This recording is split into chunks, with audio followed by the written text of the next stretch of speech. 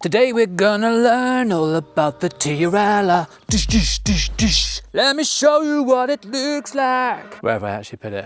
Here it is, in all of its glory. This is my Tiarella.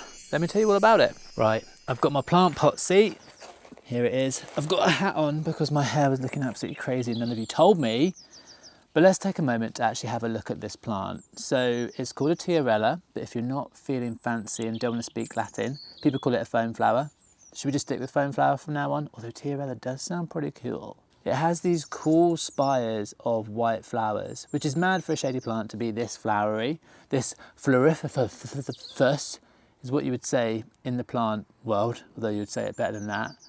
It almost looks like some sort of woodland fairy has gone a bit wild and made a little plant experiment of their own. And I'm living for it. I'm kind of here for it and I want more of them.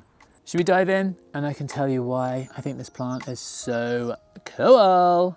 First up, light. It is actually a shade-loving plant and I've got a lot of shady spots actually. So it doesn't need a lot of sun. If you've got a deep dark space, maybe this is the one for you. What does the official label say? It prefers full or partial shade. If you've got that really dark garden or a shady spot or corner, give it a cool woodland vibe. I think you could be onto something.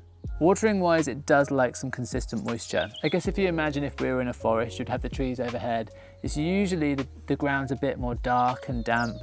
That's what this thing is after. When you plant it up, you're probably going to want to give it a watering can or a hose or two every now and then.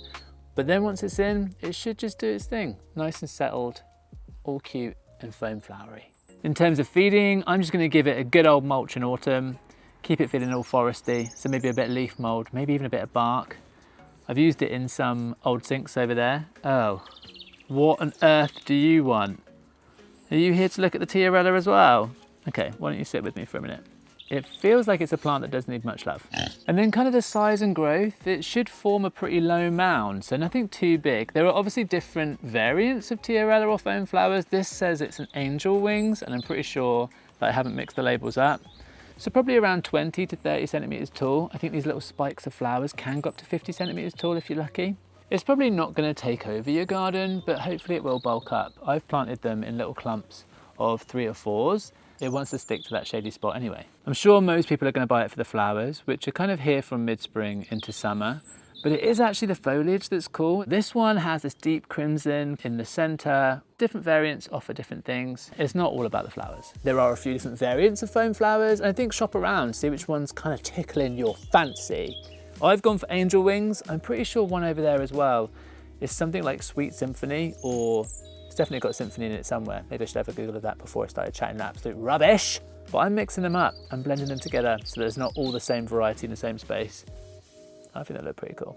If you've got one, tell me which one you've got. Maybe we'll be Tiarella twins. The main issues you're ever going to find with the Tiarella, you're going to get some slugs enjoying that early spring growth. I mean, slugs like quite a few things, don't they? I do all right here because I've got loads of birds hanging around that go around and pick up all the slugs, so I do quite well, but just something to be aware of if you've got quite a slug-ridden space. Don't be mean to the slugs, they're just doing their things. And then our old mate powdery mildew can also be a problem if they've not got much airflow. Get it quite a lot on my cosmos, but apparently Tiarellas can be a little bit susceptible to a powdery mildew too. That's about it for a cheeky Tiarella.